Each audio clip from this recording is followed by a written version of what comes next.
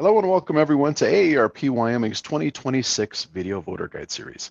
I'm Tom Laycock with AARP Wyoming, and today we're joined by Eric Barlow, who is running for the office of Governor of Wyoming. AARP has a proud 40-year history of nonpartisan voter engagement and does not endorse or oppose candidates, nor does AARP make contributions to political campaigns or candidates at any level. Instead, we ask questions so our members understand where the candidates sit on important issues and make their own decisions on Election Day. Today, I'll ask Mr. Barlow 3 questions, allowing for a 1-minute and 30-second response to each. Then we'll give him 2 minutes to deliver his pitch to the voters of Wyoming. So, Mr. Barlow, thanks for joining us. Our first question is this. Recent AARP survey data suggests 80% of older adults wish to age in their homes and communities as they get older.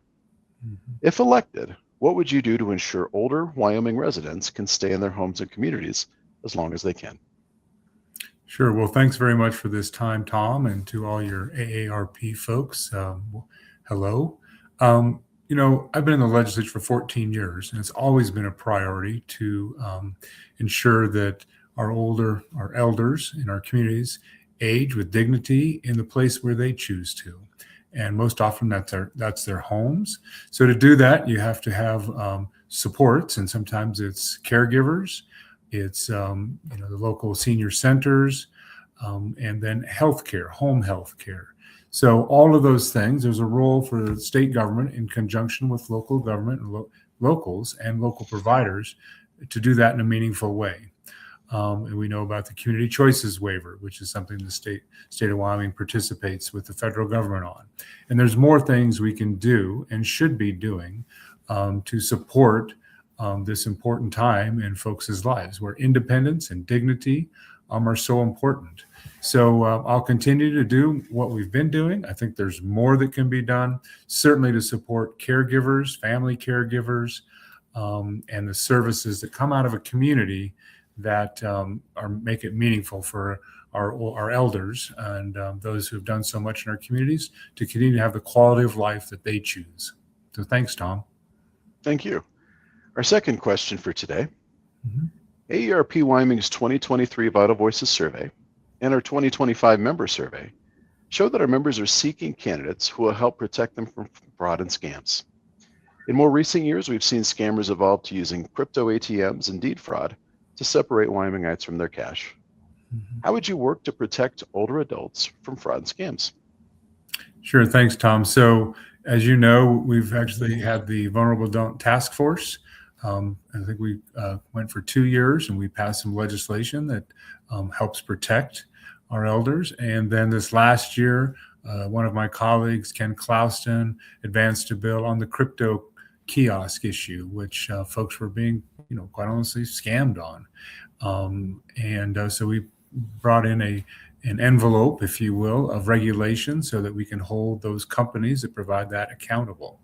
Certainly, as I speak with local law enforcement in my community of Gillette, folks continue to try to scam folks, and it's ongoing. So we need a robust reporting system, investigatory system, and that's often local police and local sheriffs, and then the prosecutors ensuring they have the tools to follow up with these folks.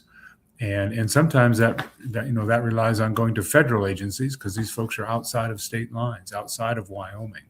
So I will continue to be a part of that discussion, understand what those challenges are, and to protect all of Wyoming and our elders from this, abuse, fraud, and folks who are taking advantage of those who are often very trusting. So we want to be trustful, but we shall also have to protect. So thank you. Thank you. Our third and final question for today. We know Wyoming residents are concerned about rising property taxes. While property taxes can be burdensome for some, they also fund critical state and local services.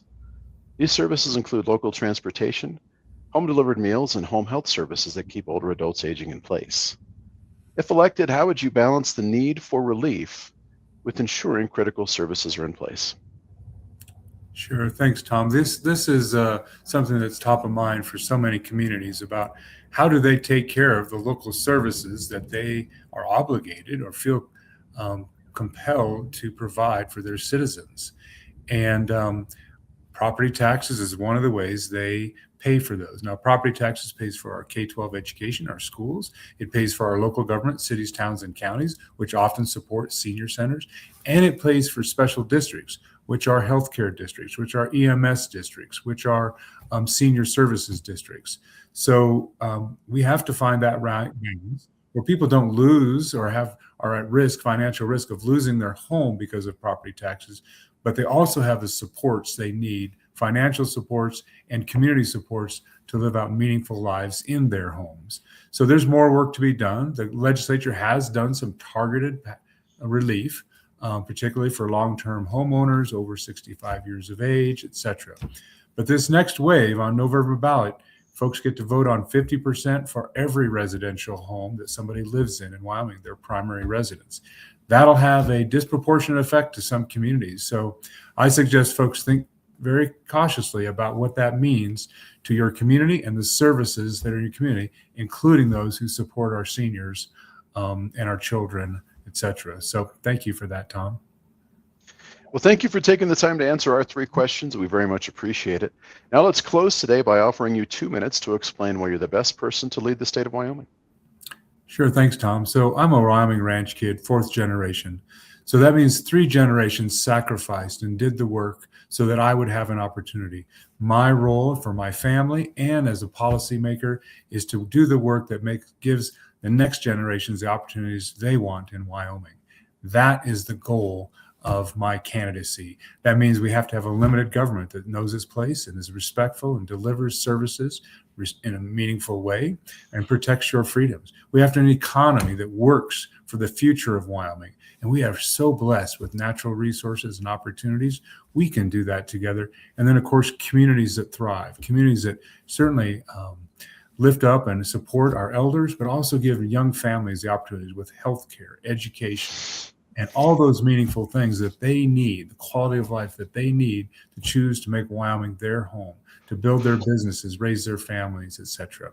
So why me? Well, I think I know. I've lived Wyoming. I've made those decisions. Kelly and I have made those decisions as a family about education, about healthcare. We've worked Wyoming as business people, made the decisions, gone to the bank, taken out the loans. We've signed the front of the check, not just the back of the check. We are invested in Wyoming, and we've served Wyoming in our community, certainly with 4-H and the Soup Kitchen and Climb Wyoming and many other organizations, Boys and Girls Club, but also for my elected tenure in the legislature, served my community respectfully and effectively, doing the work to make people's lives better. And how do you do that? You do it by showing up, by listening, by learning, and then doing the work. And you can do that respectfully and effectively. So I'm Eric Barlow. I'm running to be the next governor of Wyoming. I would appreciate your support on August 18th, Republican primary. Thank you. Well, thank you, Mr. Barlow, for your time, and thank you to our viewers for joining us in this video voter guide. We encourage you to keep checking Cowboy State Daily and AARP Wyoming's Facebook page for more voter guides in the days to come.